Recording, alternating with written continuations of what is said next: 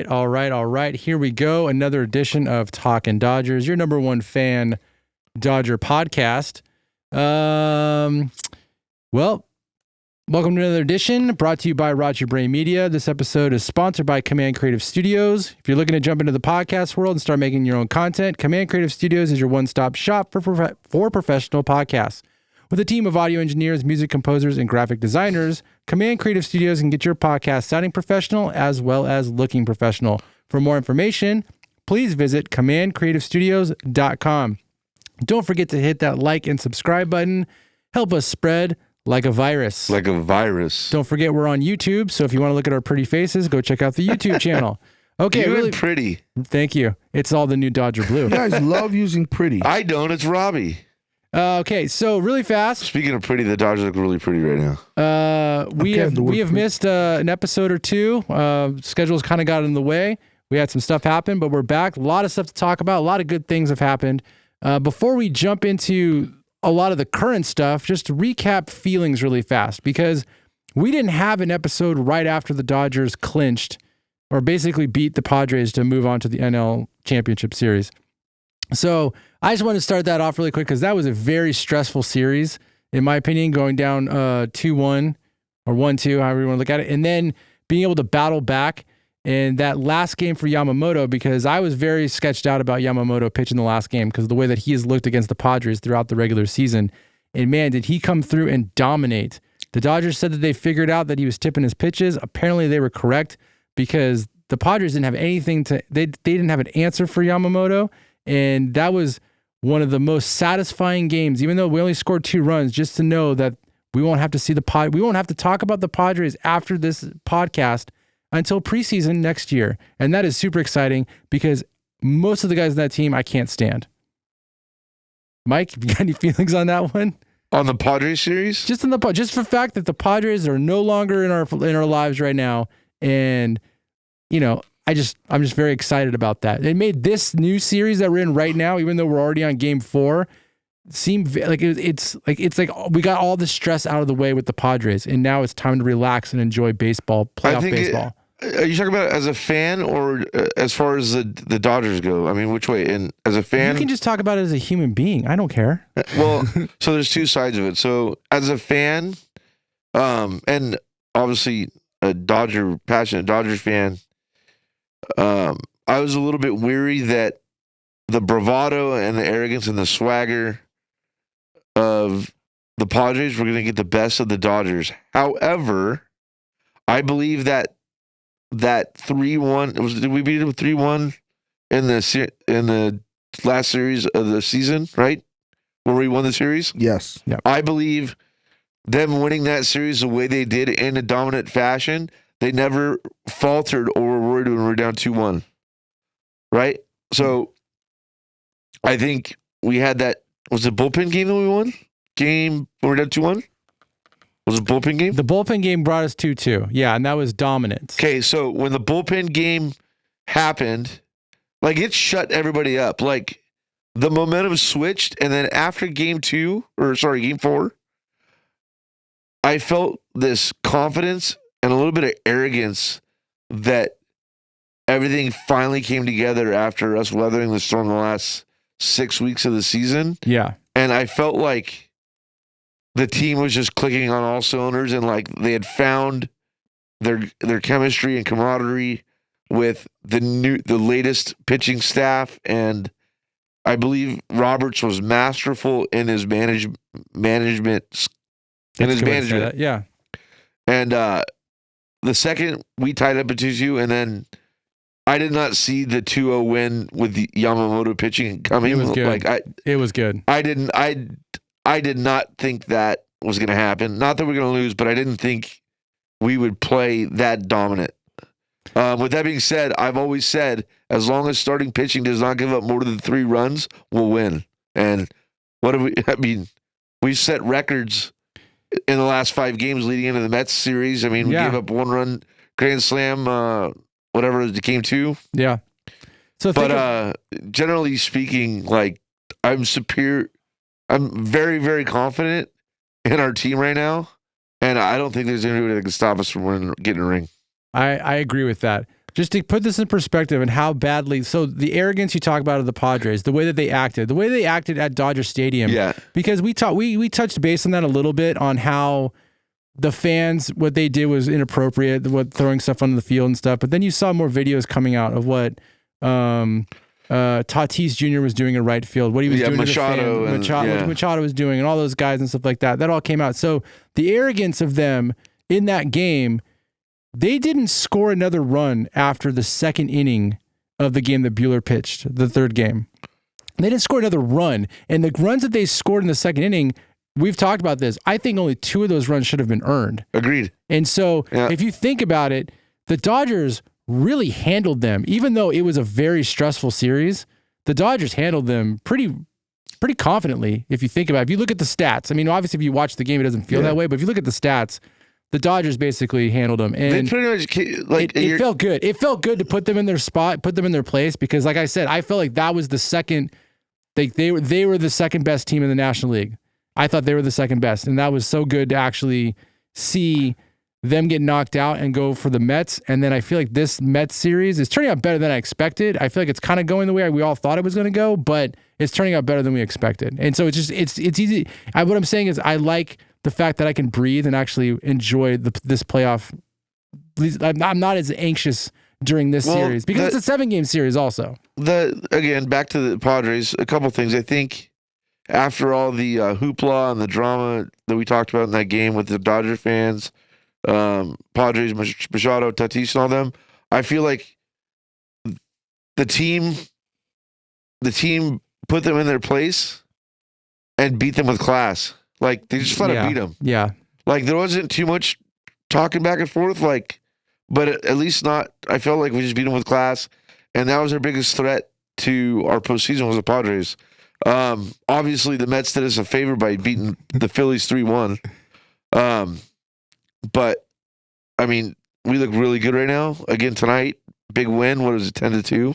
9-2? 10-2. All right, so let's jump into the current National League Championship Series. I know that seems kind of weird to throw in the Padres right now, considering we're already 4 games deep in the National League Championship, but a light switch came on. The team's done a complete 180. Yeah, when did the Padres become like a rival for the Dodgers like that? I mean, they're a rival just because they're good right now in the West. I always thought it was the Giants were the natural rival, the main right? is still the Giants, yeah. Okay. The main's still the Giants. It's more the way, the bravado and the arrogance of the Padres and how they carry themselves when they beat the Dodgers is more so why they became more of a rival. The Giants don't have that arrogant, cocky attitude that the Padres kind of carry a little bit. Yeah. That's why it's kind of... It's a classier organization. Let's just say that. It's a classier organization. We can say that. So enough for the Padres. We don't have to talk about them anymore. Don't forget, this is a good time to click that like and subscribe button if you like what you're listening to, if you like what you're hearing. Help us spread like a virus. Like a virus. If you guys have any of your own thoughts on how you feel after the Padres series, feel free to send us some messages. Let us know what you think. Who was the rock star of that? I mean, I'd have to say it's probably Kike is one of the rock stars, because when that guy when he became a starter, the Dodgers have looked like a different team in a positive way, which is good. But anyways, so right now, the Dodgers just now took game 4. The Dodgers are up 3-1, and they're handling the Mets really well. Let's just say that, with the exception of game 2, which was a bullpen game. And if you look at the stats on that, just really fast, let me pull that up on my end really quick.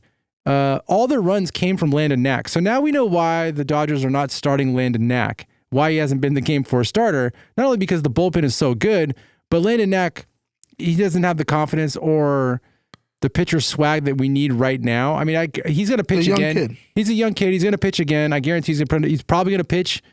If the Dodgers don't take them tomorrow, he'll pitch probably in game 6. He'll, like, for maybe an inning or 2, because they'll do a bullpen game in game 6 if it gets that far, and they're just not going to give him as much leash as they did the previous game. But Landon Knack gave up 5 runs. If Landon Knack doesn't pitch or give up those 5 runs, or if let's just say that it was a night game instead of a day game, there's no grand slam hit off of him. Well, hold on. The Dodgers still win that game. Jump in there. I don't think they should have pitched him in the second inning, game 2. Why not? I don't think because I don't think he was good enough. I think we've been talking about him like he has been good enough. They did that in the previous series. It worked. Yeah. No, he didn't. Did relief? He did not. Did he? He did not come in relief. No, he did it. Yes, he did the last inning. Yeah, and he looked good. He didn't pitch early on against the whole series against the Padres. He closed out the game. Yeah. Game 4 or game 5 when we nothing. He looked good, but I would not have pitched him that early in game 2. Gotcha. I would have brought somebody else in. I feel like Honeycutt dominated. Honeycutt, right?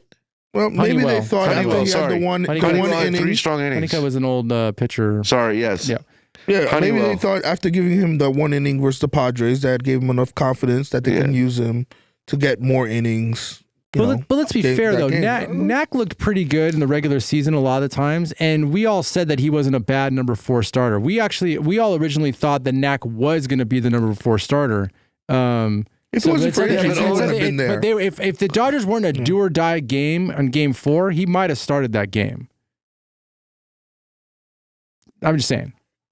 Anyways, yeah, I think but look, okay, so let's just say take Knack out. Protecting him makes sense. Take Knack out of the equation. Well, let's go back. You want to take him out of the equation? I have one other question. Let's just talk about it situationally.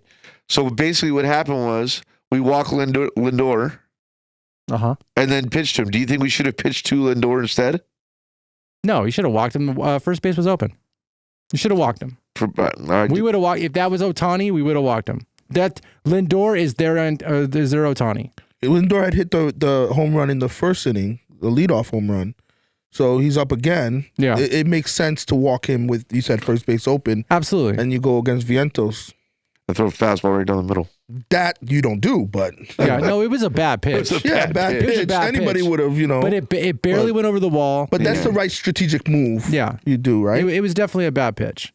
Let's But all I'm saying is the point of the whole reason why I even brought it up was, with the exception of Landon Knack, the bullpen has been outstanding during the series. If you look at what the Dodgers have been putting up and what the Mets have been able to put up, if you take Landon Knack out of the equation, dude, the Mets they've scored, what, 3 runs?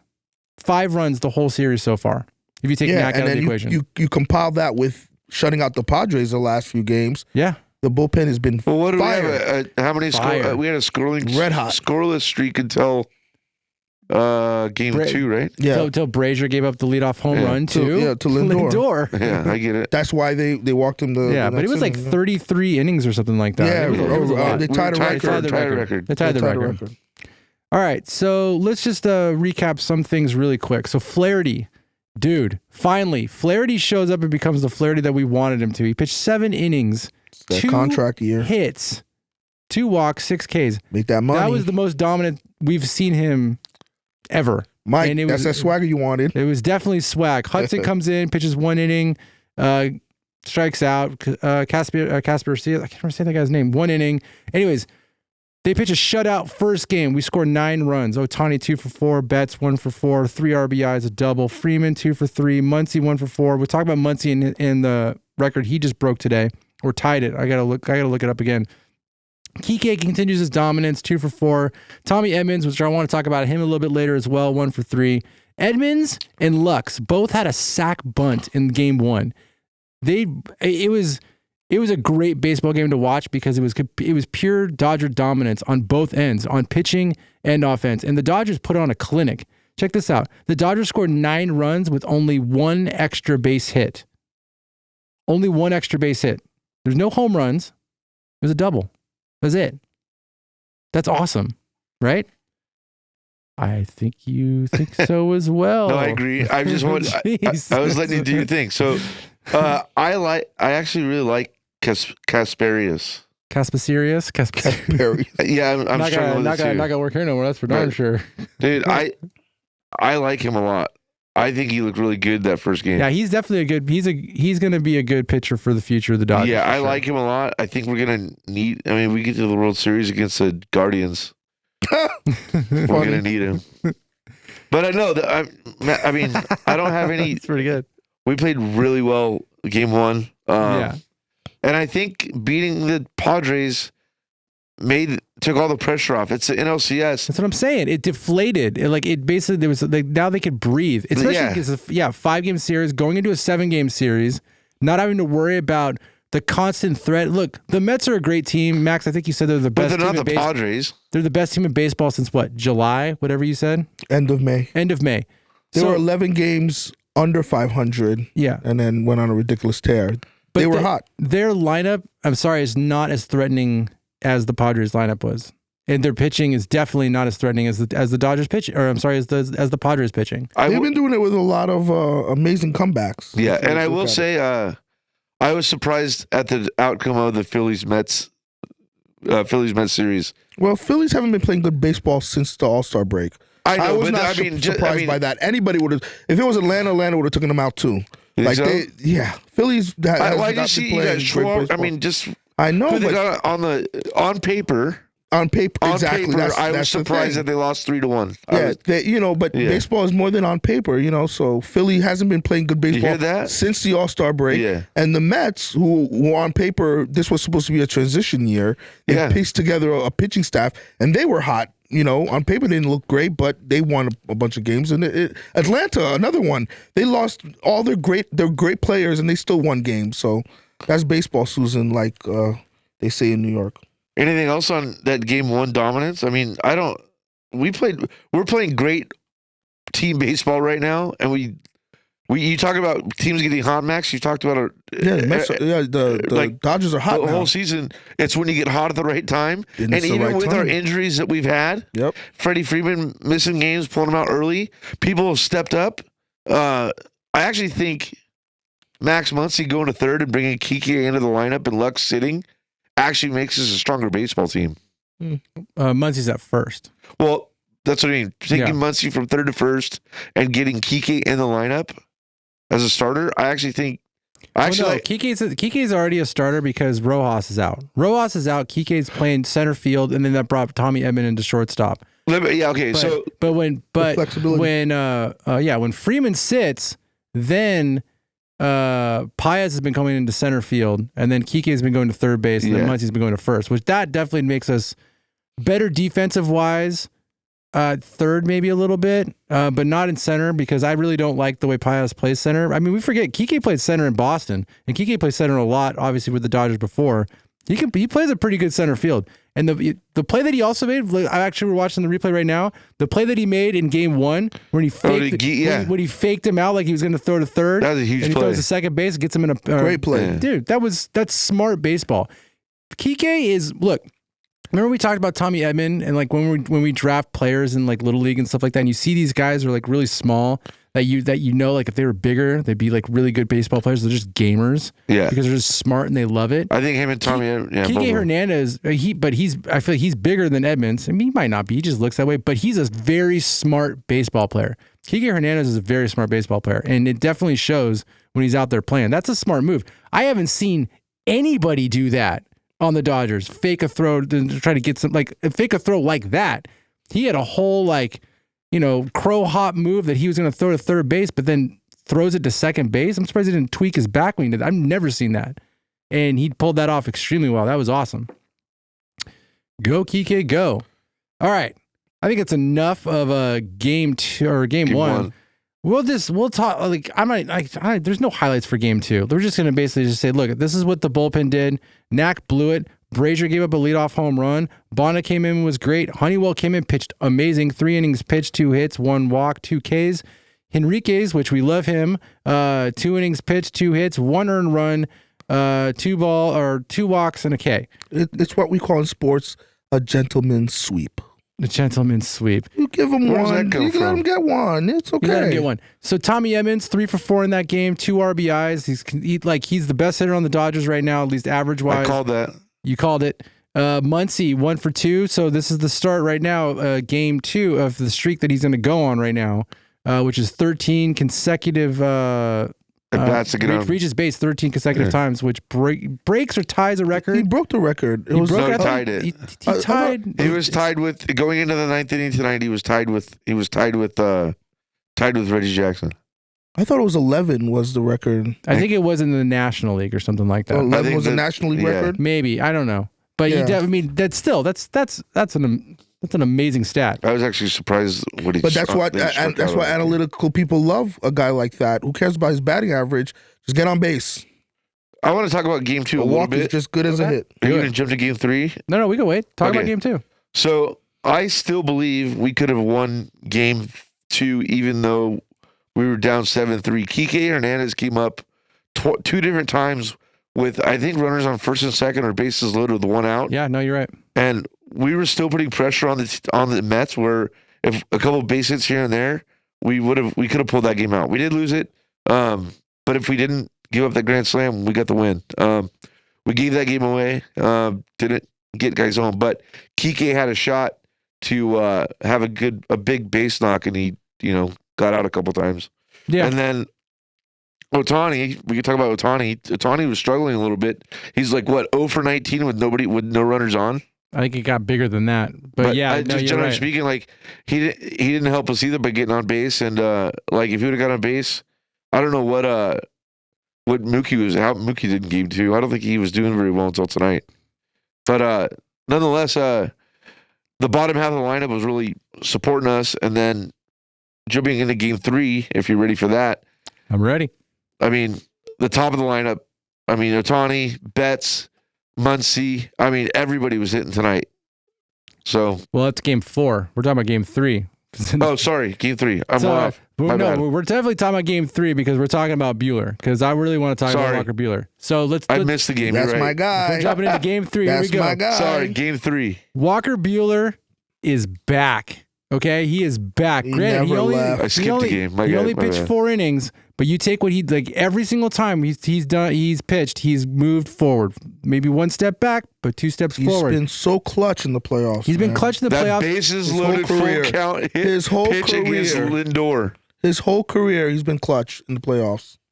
He goes 4 innings pitched, 3 hits, 0 earned runs, 2 walks, 6 Ks. He threw 90 pitches He threw 90 pitches, which in 4 innings is not great. You think he was already up to 50 pitches by the end of the 2nd inning.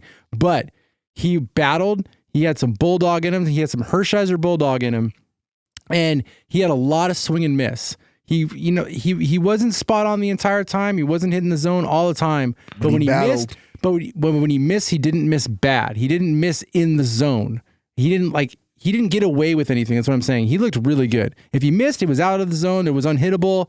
But he had a lot of movement on his pitches, and he had that grit, and it was great to see. And all that means is now, because he's not going to pitch again for this. No, if it does go to game 7, he would pitch. Mm-hmm. But let me just say it, he ain't going to pitch again in the series. There's no way the series is going to game 7. I'm calling it.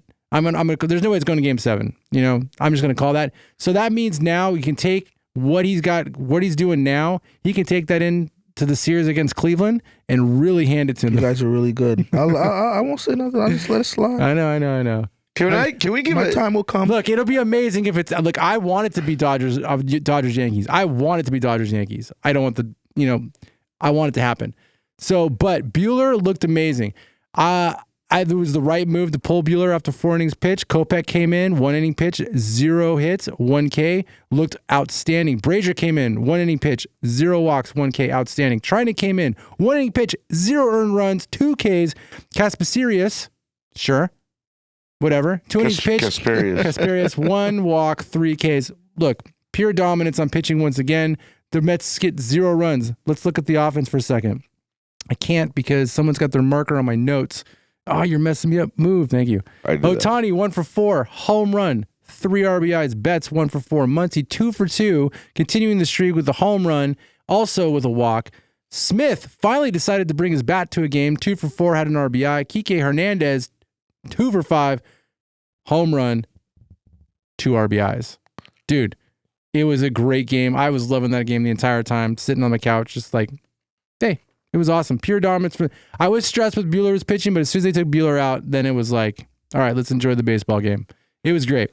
How dirty was that bases loaded full count pitch to Lindor to strike him out swinging? Not only did he strike him out swinging, he yelled some stuff at Lindor, which if it was the Padres, they would have cleared benches. I'm really shocked that there was no Mets yelling stuff back at him. It's this Mets team. They're very nice. They're very polite. You know what I mean?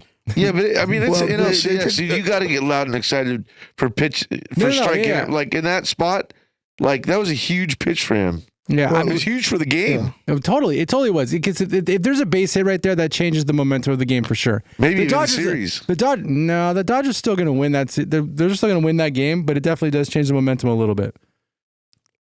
I wish. I'm sure John Boy's probably done a lip sync thing or something like that, lip read thing on what he yelled to him. It was definitely like "Get the F out of here" or something like that. And it's not like Lindor didn't see it. Lindor was looking right at him when he said it too. If they would have said that to anybody, I'm really shocked that nobody came out and said anything to him about it. But anyways, Lindor's not that kind of player. I like Lindor. I respect it. When he hit that homer the other day, he didn't showboat. He did it like a true professional. I like the way the Mets carry themselves as a team. Yeah, I respect them more so than the Padres, that team down south. Hate that Padres squad. Oh yeah, 100%. It's just their arrogance. We're not supposed to talk about them anymore. Listen. I respect the Mets. I respect that them organization. Yeah, the way I like the way they carry themselves. I mean, obviously, I'm saying that because we're winning. They're But picking that up from Lindor. He's always smiling. That. He's not that kind of. I like it. Player. They're playing baseball. I mean, obviously, we're stoked because we're up 3-1 and we're beating the tar out of them. Basically, yeah. But I do like that they're not childish in the losses, I guess. Like, they're taking their beating like a man. Can I say that? That's the best way to say it. That's the best way to say it. It is a beating, I guess. Yeah. Yeah. Like, look, we can't look. As much as I want to get cocky about this, we haven't even talked about the game 4 yet. But let's not forget the Dodgers were down 3-1 to the Braves in 2020, I believe, in the playoffs. Right? Am I wrong on that? Yeah, you guys won the World Series in 2020. And ended up coming back, winning 3 straight, winning. Now we had the tools to do it. We should have never been down that far. I don't think the Mets have. They just don't have the players to do it. They could get hot, but after the beatings they've been taking, I can't see them getting even up out of bed tomorrow to play this baseball game, which is very cocky of me to say because I'm a Dodger fan. So I really hope this doesn't come back and bite us in the butt. But they're guys are already starting to book their vacations. Oh yeah. The wives are already like, hey, look, we could get on this flight on Wednesday. Max, I mean, do you follow the Mets at all? Do you know anything about them? I don't even follow the National League, bro. I know. But yeah, wow, no. I better start following. I'm just saying you're a New Yorker. I know more about. I watch a lot of baseball, but yeah. So what's your question? I guess my question is like I haven't followed them at all, other than just admiring them from a distance from the National League team on the other side of the country. But do they have the talent to win 3 straight? I don't see the Dodgers losing 3 straight. I don't either. The Mets have the talent to win 3 straight, yes. But I don't see if it was another opponent, yeah, maybe. Because here's the thing with the Mets, right? All season long, they've been dead and buried a dozen times over.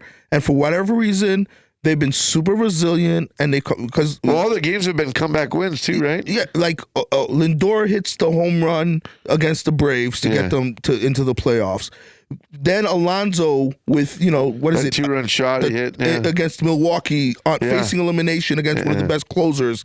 They come back in that. Like they've been doing that all year. Remember, I told you they were at one point 11 games under 500. I think they lost their first 5 or 6 games. And yet, for whatever reason, whatever they're doing in that clubhouse, they haven't folded, and they've been able to have, come back, make the playoffs, get to this round. Because this was a year, if you guys remember, last year they had Scherzer and Verlander. Yeah. And when they traded them at the trade deadline, they told both of them, we are not competing in 2024. We're going to compete in 2025. Like, because we're not gonna compete. We're gonna build this farm system. We're gonna do the whole draft conversation, all that stuff.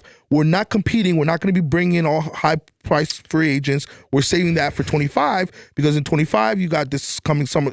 Soto's being a free agent. There's some pitchers, that, and third. So they told them then we're not competing this year. So when they started this year, what a missed opportunity. Could you imagine how good they'd be if they still had Scherzer and Verlander? No, they had them. They traded them. This year. They traded them, and they got back a haul in their minor league system, which is their number one minor league player is from that trade. both hurt. So now this year, them getting to this point is, I think, like it's what is that, house money? It's like yeah. That's why they're probably not. They're here. They're here on house money. That's what they're here on house money. So that's why they're not paying. They've already had a successful season. It's an anomaly, right? It's an anomaly, yeah. For them to be in the NLCS. Like their pitching staff is piecemeal put together. There's no, some of they had a young pitcher who went to Tommy John. Everything has been piecemeal, 1-year contract guys. Their whole pitching staff is like 1-year contract guys. So like a transition. Sounds like it should good be manager. I would say a lock for the Dodgers to go to the World Series. Yeah. So I don't know if they'll lay down and die, but I think the Dodgers are just hot right now. I think it's more of that than the Mets getting hot and winning 3 in a row. You want to? They can do it, but I don't see the Dodgers allowing that. Robert, you want to jump into Game 4 tonight's game? I just want to remind everybody to click that like and subscribe. I like button. it. Like and subscribe. Yeah. We're on X, Instagram. We're on all kinds Twitter. of social media. Yeah, come find us. So does this series this playoff run buy the manager, Mike, some extra breathing room? I know you're tough on him. Yeah, and I hate it sucks. Like I'm eating crow. But that's a good thing if you're winning. You know what? Like, why? What did you say? I've always been critical of Roberts, and if we would have had an early exit this postseason, I couldn't put it on Roberts because of the injuries we've had to our pitching staff. That's a good point. Okay. And you guys always say that it's always predetermined by upper management for the pitching rotation. That bullpen game against the Padres, I'll bring it back again. Like he left, like it just. I think he should be the MVP of the playoffs for the team. I think just because of the roster he's got to play with. Everybody's hurt. Even when the game me and Robbie went, what was that, game 1? Yeah. Robbie was apoplectic when he was taking guys out, like after getting 2 outs. Like, why he's going to bring this guy in, and he's going to have to go sit and come back, and it all worked out. I'm just not a fan of... I don't love him, but I can't... It worked out. I don't... I'm with you, Robbie. I don't love him, but this series... I didn't say that. What's that? You're like, I'm like, you said you're with me. You're like, I don't love him. Like, I didn't say that. What I was going to say was, I'm not a fan of taking a pitcher out or like when I feel like they're doing a great job. I'm not a fan of like taking a pitcher out after they got 2 outs to bring in somebody else in, and that pitcher starts the next inning. And you do this chain effect where now you're just doing no pitchers aren't starting clean innings because they're coming in halfway through the inning. That's what I'm not a fan of. But looking at probably who they're trying to match up with, that's just how it happened now. Yeah. And that's what he's doing. He's just matching up the players. Yeah. And I'm not a fan of. I feel like that's more pressure for a relief pitcher to come in when there's already people on base. I agree with that. And I don't. If you can get out of that inning without having that, but I don't know. It goes both ways. I'm just not a fan of it. But I understand why he's doing it. And obviously, if it didn't work out, it's working out with this in this series. In this series for sure, and in the Padres series as well. Like this is the most dominating I've seen a bullpen pitching or a bullpen in quite a while. Like when they're coming in, you just expect, yep, this is an out, this is an out, this is an out. It's shocking when someone gets a hit. Like with Trinan and Kopech and Evan Phillips, even though Evan Phillips kind of struggled a little bit today, I still think he could have left him in. They look really, really good. Those three pitchers and anybody else you pepper in around them with Bonda, like they're just, I mean, they're good, man. They're just good to watch. I didn't see this coming. I thought for sure, and we talked about it early on. I figured we could only give up 3 runs tops, and our offense had to put up 7 or 8, 9 runs to win. But what's happening is our bullpen and our pitching shutting them down, and our offense is putting up a bunch of big good baseball, big numbers. Yeah. And then they set another record. We got like 31 walks or something, or 32 walks in this series, which is a new record. In 4 games, yeah. Our plate discipline is amazing. Well, to be fair, the Mets are also known for being their pitchers. They rely a lot on chase, And so the Dodgers are very good at planning ahead, and they're already a team that doesn't chase already, but knowing that a lot of their pitchers need that in order to be successful and to last long in the games, that's the approach they've been taking, and they've been able to knock out their starters really quick because they just know, like, hey, if there's spin on it, it's probably not going to be a strike. That's kind of like, I think that's what they're looking at right now. Let's talk about game 4 really quick because that's the most current one. Here we go. We waited this long. If you've lasted this long just to hear us talk about the current game, you're a rock star. All right, here we go. I wouldn't be surprised if they listen to us follow this long because we have great content. Great content. All right, Dodgers take game 4, 10-2 Dodgers. Yamamoto looked pretty good. Think he could have stayed in there a little bit longer, but it obviously was the right move. Yamamoto goes 4 1/3, 4 hits, 2 earned runs, 1 walk, 8 Ks, only 73 pitches. Pretty efficient. It could be maybe a little bit better, but 73 pitches in 4 innings, that's pretty good. 4 1/3. Phillips comes in, goes 1 1/3. 2 hits, 0 earned runs, 1 walk, 2 Ks. Trinan comes in, 1 1/3. See the pattern here? 2 hits, 0 earned runs, 1 K. And then Henriquez comes in to mop it all up. 2 innings pitched, 2 hits, 0 runs, 1 walk, 1 K. Ohtani, 1 for 4, leadoff home run. So it broke his streak of consecutive, what was it?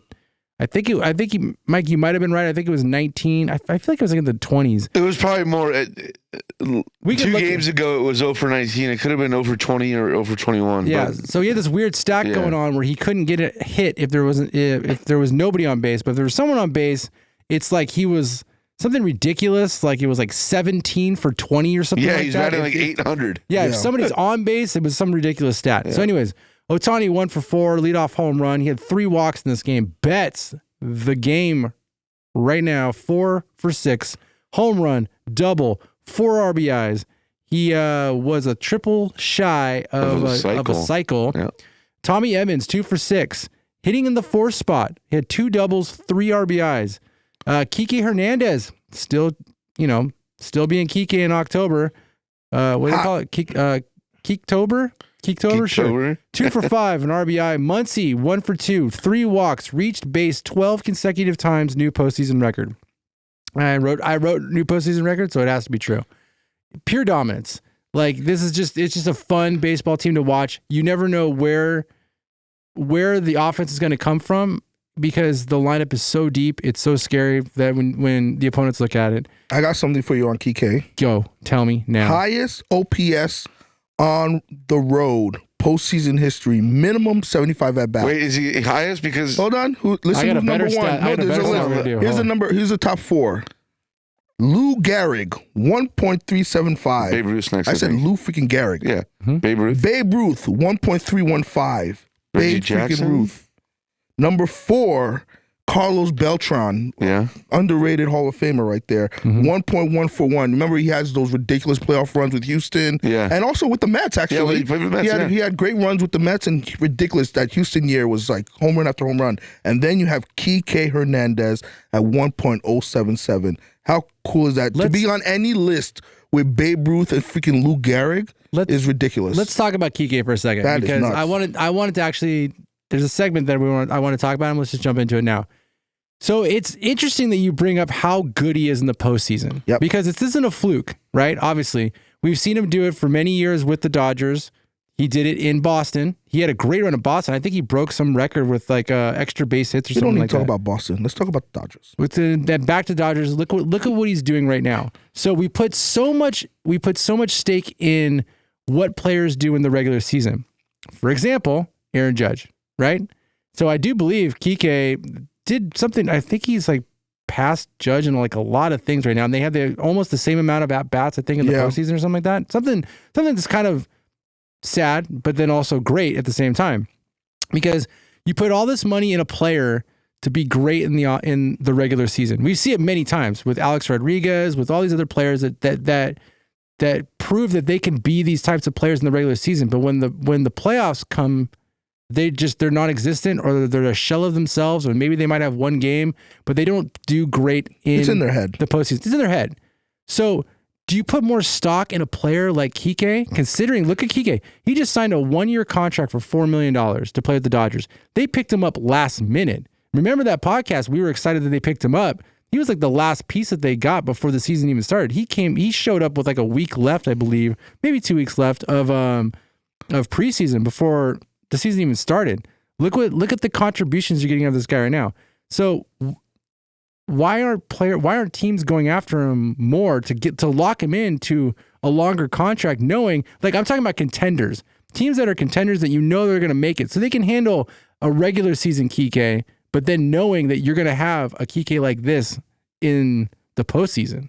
Don't you think that well, a lot of teams have guys like that, Not as good as Kike, apparently. Well, if you're not in the position, but a lot of teams have players like Kike who will come up and do, have a big hit for you when it matters. But do they have those big contracts? No, they don't. They never do, because does that seem crazy, the contenders would feel like we need to get to the postseason. We rather play a guy who's going to have, success over the 162, because there are a lot of little guys like Kike who come up big and have clutch hits, right? And you wouldn't, they're not household names. Like there was a guy on Tampa, the Rays, during their little run the last few years, third baseman. He played everywhere. It was a weird name, Brosher or Broussard or whatever it is. Brocious? No, not Brocious, but he had a weird Yankee name. No, not Scott Brocious. I know Scott Brocious, bro. But whatever the guy's name was, I can't think of his name. But whenever he played the Yankees, they would pinch hit him in the late innings, and he would come up freaking clutch. And I'm like, what the hell? This little guy is like a bench dude, but whenever they put him in a key situation, late innings, he came through. So teams have little guys Freeze was like guys that. like that. Yeah. Freeze was like that. Yeah, there's guys like that in the league all around, and they never get, like you're saying, the love that they deserve, because through the 162, they won't perform like that. But in certain pocket situations, the manager knows these guys got the balls and the clutch factor, the swagger to come in and, in this isolated incident, they're not going to embarrass themselves. In fact, they're going to thrive. They don't pay that. You know what I mean? It's hard to quantify, because remember, this is an analytical baseball world. It's hard to quantify that analytics aspect of being clutch. How much is that worth? I know exactly how much 35 home runs, 100 RBIs is worth, how many wins that's going to get me. Right. But a guy who's going to come in and stare down another a top reliever, who's throwing 100 miles an hour and come up with a base hit, hard to do that. You know what I mean? Yeah. So it's hard to pay for that. My take with Kike is I think he's meant to be a Dodger, and I think it's just a fit between who he is and how he plays. I think it's just meant to be. He needs to be a Dodger. And he's clutch in October, and he'll always be clutch for as long as he's a Dodger. I think there's something to be said for the chemistry of LA and how he plays for us. I don't know if he would. I mean, he did it in Boston also. I mean, to this level? Yeah, he had some historic run in Boston as well. I didn't much either, but they were talking about some things that he did in Boston as well. I don't know if Max, if you can pull it up. He broke some record over there. I think it was his second year over there. I'm just saying, like, we've been talking a lot about Teoscar Hernandez. We've talked a lot about Walker Buehler as far as, like, do the Dodgers bring them back? Do the Dodgers offer them a contract? Same thing with Flaherty. You got to bring back Kike. I feel like you've hit that point now, especially with the way that Chris Taylor is. He's done. They had Chris Taylor with. I mean, you still have him. I think you still have Chris Taylor for like another 2 years. But I would get rid of him. When you're talking about that contract you give to a player because they're clutch. I mean, they did actually, I think, give that to Chris Taylor. Now that I think of it, because Chris Taylor was pretty clutch in the playoffs at one point, and he wasn't a starter for the Dodgers.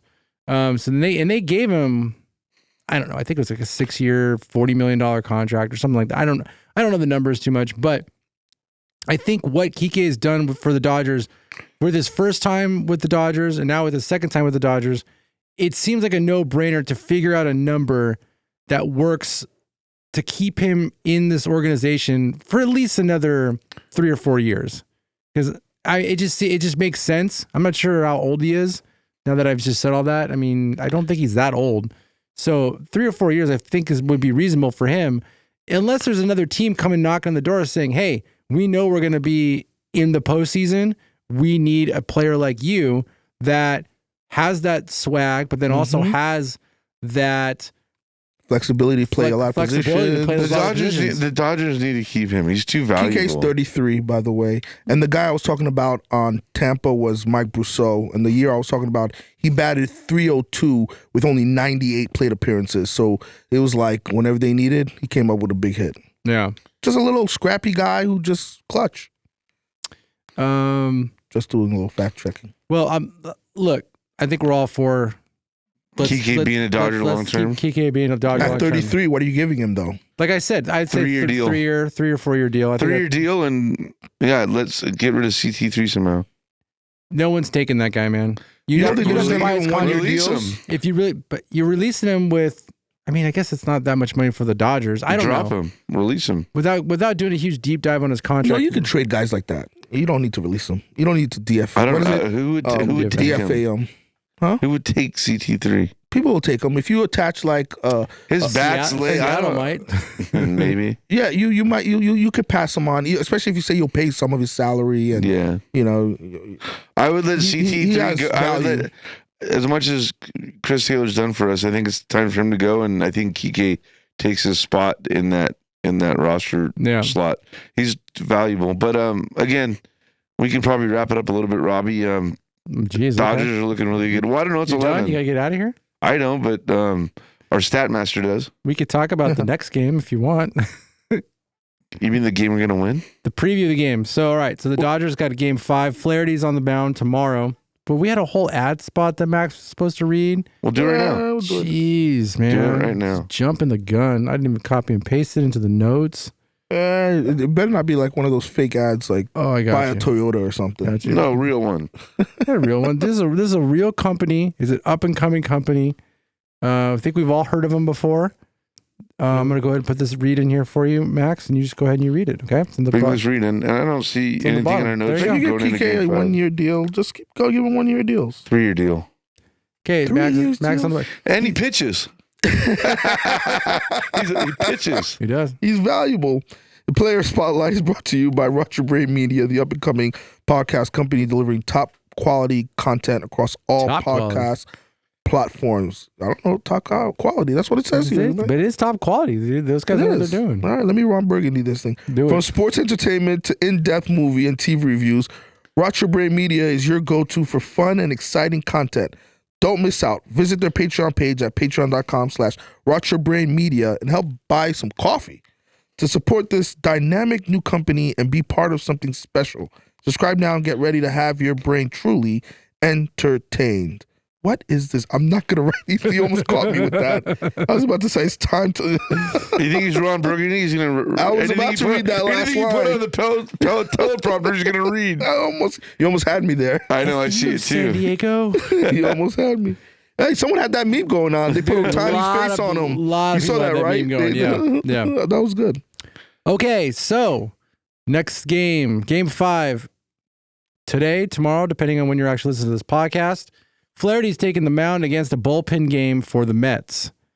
Look, if the Mets bullpen is not that good, the Dodgers should be able to seal the deal in New York. I'm anticipating the Dodgers win this game. I feel like they've already knocked all the fight out of the Mets. The Dodgers win this game. Max, is there any stats we need to even look at in this game? No, I think here is the only stat you need to look at is Flaherty's bank account because he's trying to secure that bag. That's the only stat that matters. He's going to come out and do a back-to-back great outing so a team can give him the bag in the offseason. I don't know if it'll be the Dodgers, but somebody's going to pay that man. I'm going to step out on a limb here, and I see Flaherty going 7. There you go. That's how you get that money. All right. That's the only stat that matters. He's gone at least 5 innings ever since we've had him. There you go. Usually 6. I think he goes 7 innings. Listen, teams pay a lot for pitchers who perform in the postseason, so I'm sure he's focused, man. And it's a win-win, right? I think he wants to be a Dodger anyways. He probably does, but if they can't pay him, he'll get his money somewhere else. Well, you also got... Yeah, he grew up a Dodger fan. He has pictures of him all online as a kid with Dodger gear and stuff, so... Look, if let's just say that he does go... Let's say he goes 5 innings, goes 6 innings. You still got Kopech that you didn't even use today. You've got Bonda you didn't even use. You've got Hudson you didn't even use. You have some high leverage pitchers that are still extremely fresh that could come in and seal the deal for the Dodgers tomorrow. So, what's the status on Vessier? I mean, if he comes back, obviously he can't come back to the World Series. I don't know. I haven't looked up too much on it. But right now, I mean, yeah, if he was missed, if you had Vessier, if you're going to go all the way back and talk about game 2, if Vessier wasn't hurt, I don't think Knack pitches that second inning. I think that's Vessier who pitches that second inning. Yeah, it's a totally different game. Knack doesn't even come in until the end again. You stick with the same blueprint that you used against the Padres. You just manipulate it a little bit as far as like when people come in, but you still kind of use that order the same as far as like the priority of those pitchers. And then if you looked at it, Knack didn't come until the very end last time. I think you would still stick with that same blueprint if Vessier didn't get hurt. But he's out, so doesn't matter. All right. I think that's going to do it for this episode of Talkin Dodgers. Thank you so much for listening. Sorry that we missed a couple episodes, but we're back better than ever. Maybe we'll throw in some extras. Who knows? Help us spread like a virus. Help us spread like a virus. Click that like and subscribe button.